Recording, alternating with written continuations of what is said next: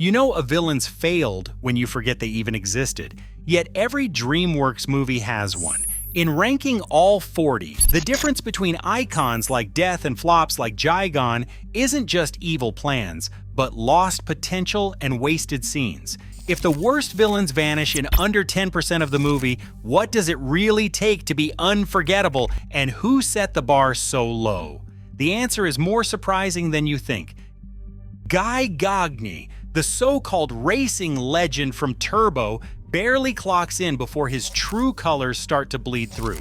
At first, he is Turbo's idol, all grins and grandstanding, but blink and he is suddenly the villain, less an arch nemesis and more a sore loser in a tracksuit. The big twist is that he sabotages a snail during the Indy 500.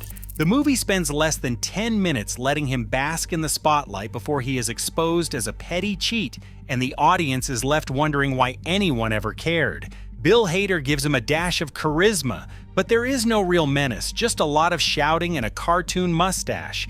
It is the classic twist villain problem. The reveal tries to shock, but lands with a thud because the groundwork is missing, not enough time, not enough motive, and by the finish line, not enough reason to remember his name. Captain Smek from Home does not fare any better. He is the grand leader of the Boov, but only in title. Most of his screen time is spent bumbling around control rooms, making decisions that feel more like punchlines than threats. The movie's script cuts and last-minute edits pushed him even further into the background, so Smek never gets a chance to be anything more than a running gag. He is not evil, just incompetent, a villain whose biggest crime is making you wish the aliens had picked a different boss. When the hero O gets the focus, Smek is left orbiting as a plot device, not a character. The result is a villain who is frustrating for all the wrong reasons. Dr. Zara in Abominable rounds out this trio of misses. She enters as a supposed poacher, but her motives are as fuzzy as the Yeti she is chasing. The movie cannot decide if it wants danger or whimsy, so Zara bounces between threatening and silly, sometimes in the same scene. Early drafts hinted at a more eco-terrorist angle for her, but those edges were sanded down for a lighter tone. What is left is a character who never feels like a real obstacle, popping in and out of the story with little impact. In the end, she is more of a footnote than a finale. These villains all share the same fatal flaw. They are twisty, they are tonally confused, and they barely get enough screen time to register. When a villain is more annoying than memorable and their motives are as thin as their dialogue, the audience tunes out. It is not just about being bad, it is about being bland, and in DreamWorks' world, that is the real crime.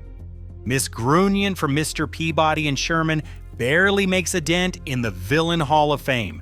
She's a social worker with a vendetta against a dog adopting a boy, and her entire arc hinges on enforcing outdated rules with the energy of a substitute teacher on a power trip.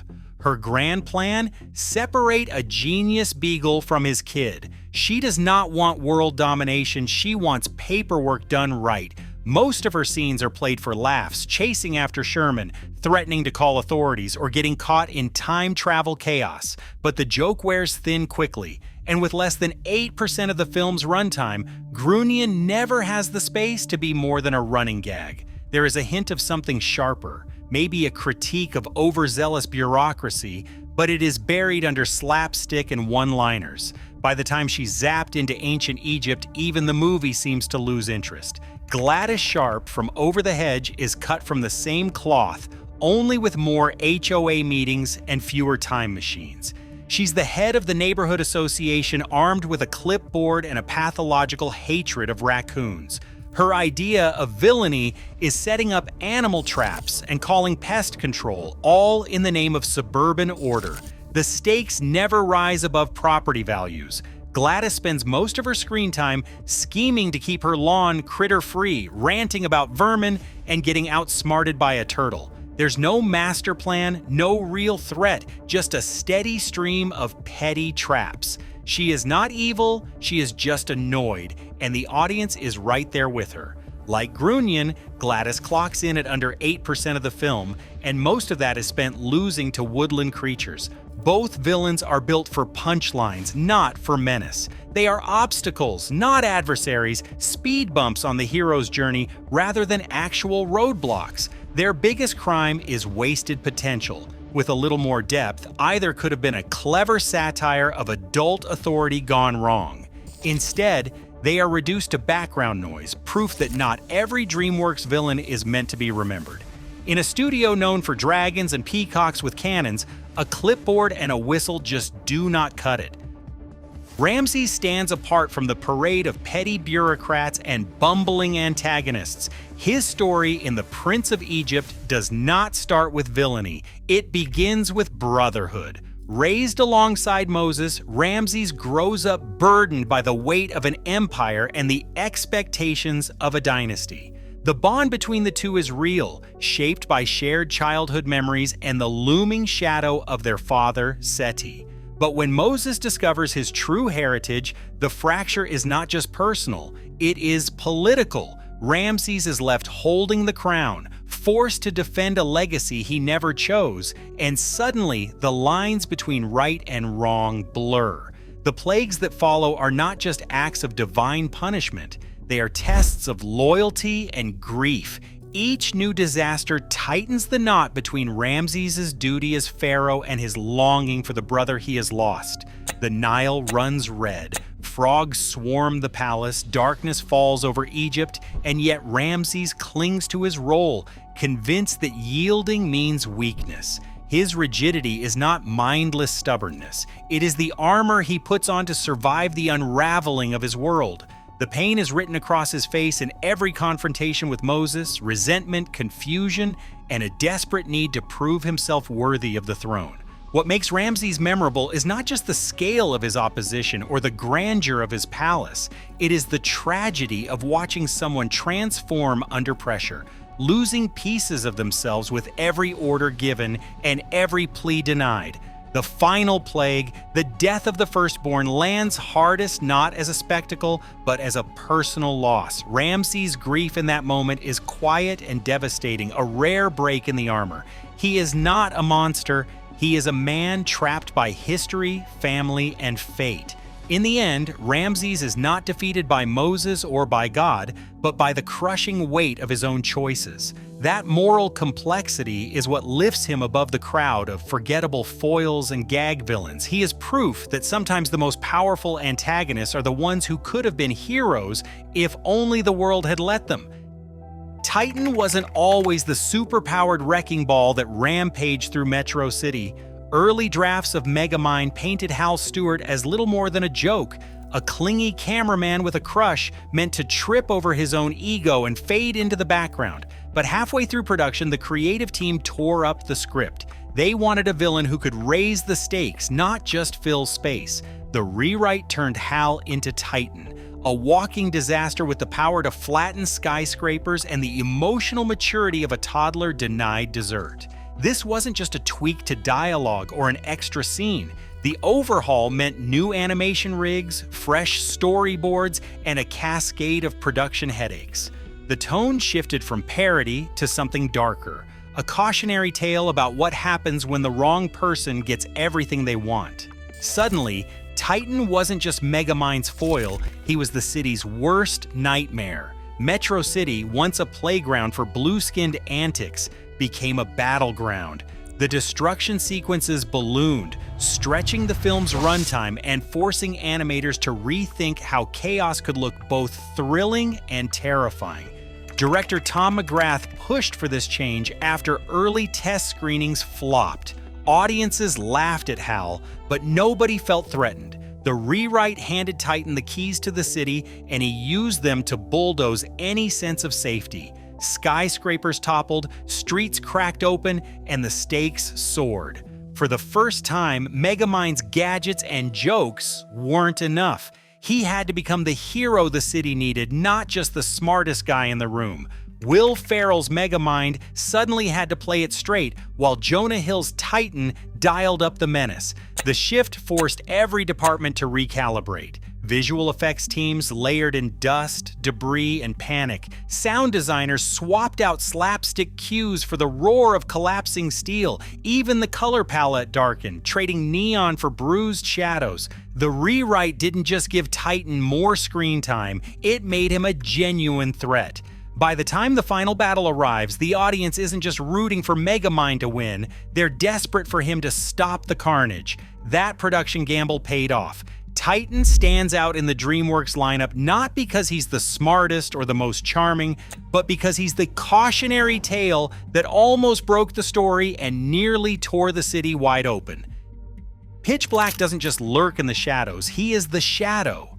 In Rise of the Guardians, Pitch is not a villain with a tragic backstory or a punchline to deliver. He is fear itself, given a voice, a face, and a chilling sense of purpose. Where most DreamWorks antagonists want power or revenge, Pitch wants something deeper, to be believed in, to be felt in the bones of every child who dares to dream. That ambition makes him more than a roadblock for the Guardians. He is a force that warps the rules of their world. Pitch's presence isn't measured in explosions or body counts. It is in the way the air seems to drop a few degrees when he enters a scene, in the ink-black sand that curls around a child's bed and turns dreams into nightmares. Jude Law's voice, smooth as velvet and twice as dangerous, wraps every line in a quiet threat. There is no cackling here, no over-the-top monologue. Just the steady, unnerving certainty that fear, once planted, will grow all on its own. The Guardians, Santa the Easter Bunny, the Tooth Fairy, and Sandman are built on hope and wonder. Pitch comes at them sideways, not with brute strength, but with strategy. He targets belief itself, unraveling the Guardians' power at its root. When children stop believing, the magic falters. Lights go out across the globe. Suddenly, the heroes are on the defensive, scrambling to adapt. Tooth's palace falls, Sandman is struck down, and even North loses his confidence. Pitch forces them to rethink what it means to protect children, not just from monsters under the bed, but from the creeping doubt that those monsters might be real. His tactics are as psychological as they are supernatural. Pitch does not need armies or gadgets, he needs only a whisper, a flicker of doubt. The Guardians can fight back with swords and sleighs, but their real battle is for the hearts of children. That is what makes Pitch so effective. He turns the story inward, making the heroes confront their own fears and failures. Every victory against him is earned, not given. As the dust settles on the mid-tier villains, Pitch Black stands out as proof that menace isn't about size or spectacle. It is about presence, the kind that lingers long after the credits roll. He is a reminder that sometimes the most dangerous enemy isn't the one you can see, but the one that waits in the dark, patient and unyielding. With Pitch, DreamWorks showed that a villain does not have to be loud to be unforgettable. Sometimes all it takes is a shadow and a promise. Fear never really goes away. Lord Shen glides into Kung Fu Panda 2 with the poise of royalty and the precision of a blade. He is not a brute force villain, but a master tactician, every feather sharpened to a point. The animators faced a technical puzzle. How do you make a peacock terrifying? Shen's tail became the answer. DreamWorks engineers built a custom rig with nearly 100 feathers, each with 20 joints, weaving together like a living weapon. His tail is not just for show, it is a limb, a staff, a shield, and in the thick of battle, a whip that slices through the air. Every movement is calculated, each pose a threat. The silhouette alone tells you everything. Ghost white plumage against the red glow of his fireworks, a shape that reads as both beautiful and deadly from any angle. Shen's elegance is deceptive. He does not shout or stomp. He commands with a flick of his wing, a narrowed stare, and a voice that never loses its chill. Gary Oldman's performance wraps every word in velvet and venom, shifting from polite disdain to icy fury without ever raising the volume. The visual design amplifies this duality. His face is small, almost delicate, but the tail fans out like a warning, catching the light during every confrontation. Animators drew inspiration from rhythmic gymnastics and Olympic swordplay, testing stunts in two-dimensional animation before translating them to computer-generated imagery. The result is a villain who fights as if he is dancing, each attack a flourish that leaves scorch marks. The fireworks are not just set dressing, they are Shen's signature, tools of conquest, instruments of trauma, the very thing that ties his fate to Poe's. When he launches his assault, it is not chaos for chaos's sake. It is a calculated display of power, a spectacle of color and destruction that turns beauty into terror. The white feathers catch the embers, casting a demonic glow that lingers long after the smoke clears. In those moments, Shen is not just a villain, he is a force of nature, reshaping the world to fit his vision. What sets Shen apart is not just the threat he poses, but the way every detail of his design converges with his story. The tail as a limb, the silhouette that slices through firelight, the contrast between elegance and violence, all of it serves the narrative. He is not menacing because he is loud or monstrous. He is menacing because he is precise, because every feather is a choice, and every choice carries the weight of destiny. In a studio filled with ogres and dragons, Lord Shen proves that sometimes the most dangerous villain is the one who never lets you see him sweat. Tai Lung's story in Kung Fu Panda doesn't start with villainy, it starts with hope. Raised in the Jade Palace under the watchful eye of Master Shufu, Tai Lung was the golden child, the prodigy everyone believed would become the Dragon Warrior. Every day, he trained with a single goal: to earn the scroll that promised limitless power. Shufu wasn't just a teacher, he was a surrogate father, molding Tai Lung's every move, every ambition. The bond between them was more than martial arts, it was trust, built on years of discipline and shared dreams. But that trust shattered the moment Tai Lung reached for the scroll and found only rejection. The pain wasn't just about losing a title, it was the sting of betrayal. The realization that his father figure didn't believe in him when it mattered most. That wound festered, twisting admiration into resentment. Tai Lung's rampage through the Valley of Peace wasn't mindless destruction. It was a desperate cry for recognition, for validation he'd been promised and then denied. The legend of his prison escape is a showcase of raw, unyielding force. Chained at every limb, buried beneath a mountain of stone and steel, Tai Lung doesn't just break out, he erupts. The guards, hundreds strong, are swept aside like leaves in a storm. No gadgets, no tricks, just skill honed to a razor's edge and a will that refuses to be caged. In minutes, the fortress designed to hold the most dangerous warrior in China is reduced to rubble.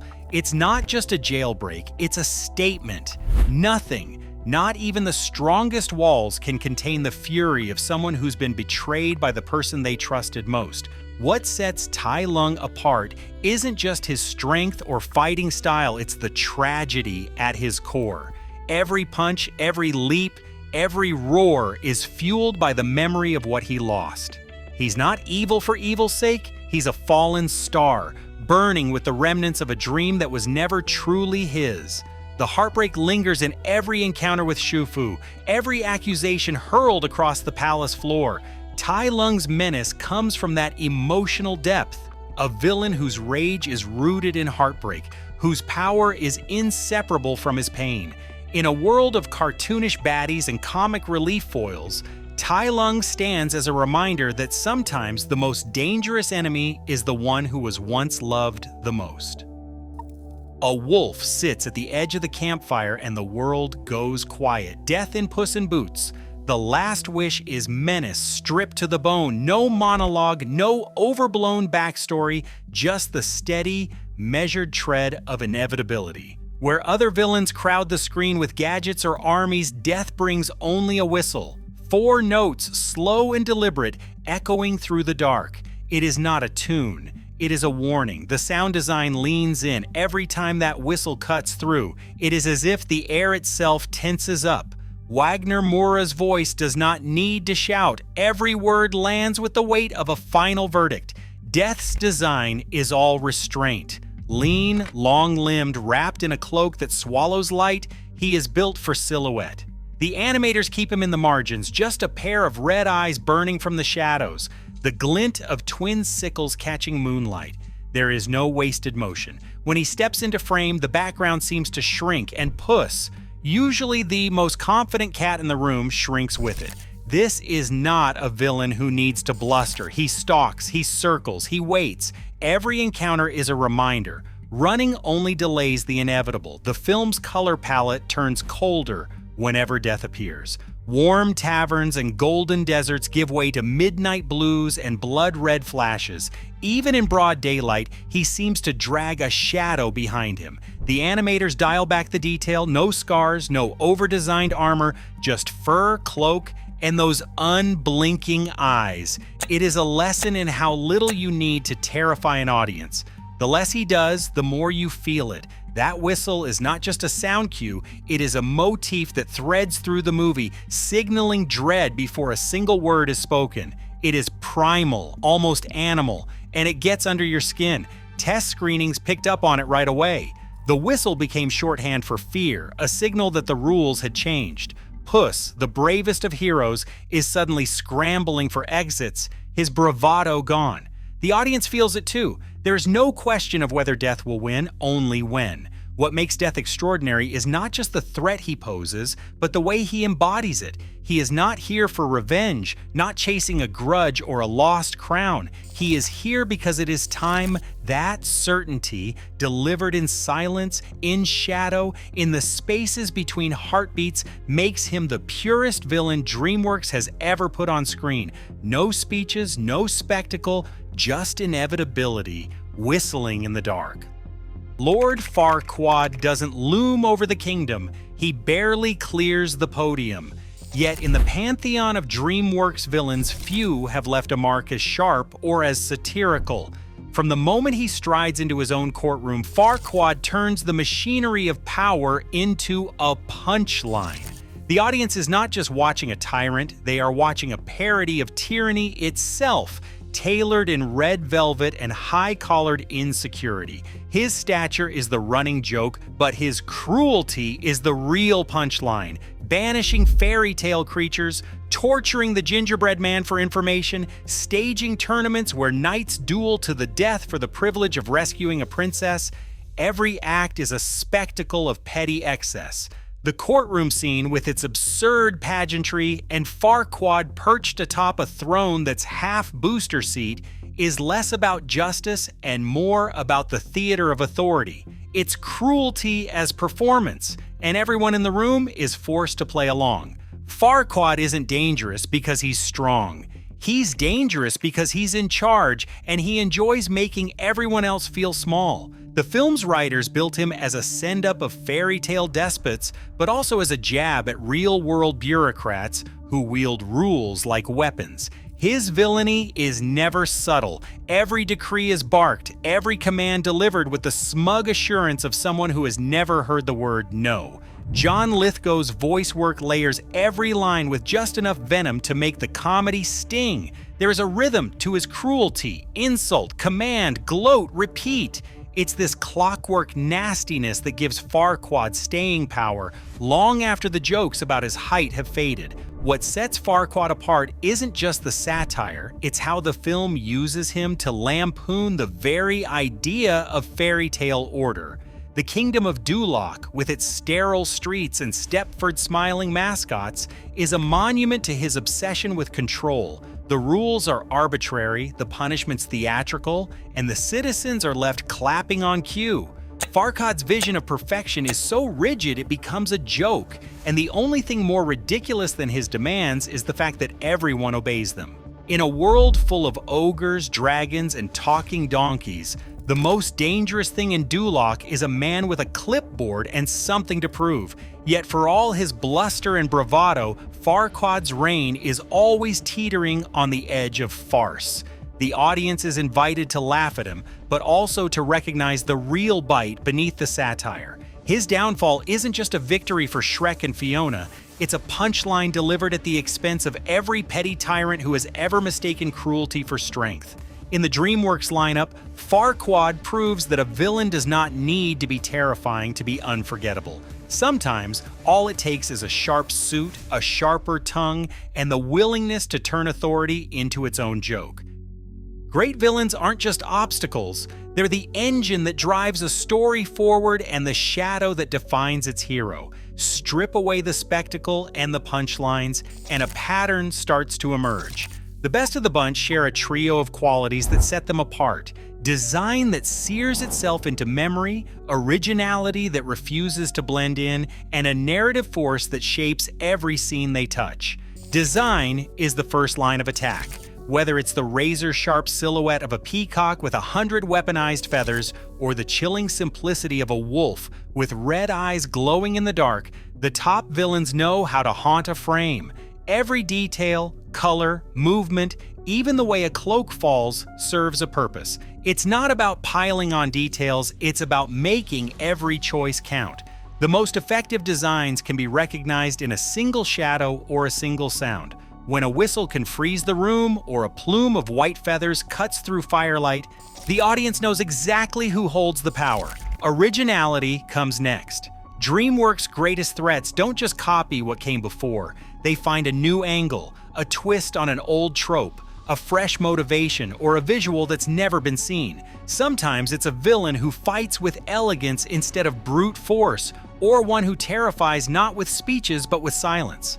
The best antagonists force the story to bend around them, setting a new standard for what a threat can look like. They aren't just memorable, they're unmistakable. But design and originality mean nothing if the villain doesn't move the story. The top tier isn't just there to be defeated, they're there to challenge the hero on every level. They mirror the protagonist's fears, push them to the brink, and leave a mark that lasts long after the credits roll. The stakes feel real because the villain's presence is felt in every choice, every setback, every triumph. It's this narrative force, the ability to shape the journey, not just obstruct it, that separates the truly great from the forgettable. This triad, design, originality, and narrative force explains why certain villains rise to the top, no matter how many dragons, robots, or talking animals they're up against. It's not just about being evil or even being entertaining. It's about leaving a scar on the story, and sometimes on the audience too. Villains aren't just obstacles. They're a mirror for our fears, ambitions, and flaws. As studios push for deeper, more complex antagonists, the bar keeps rising. Audiences now expect even animated villains to challenge, surprise, and linger long after the credits.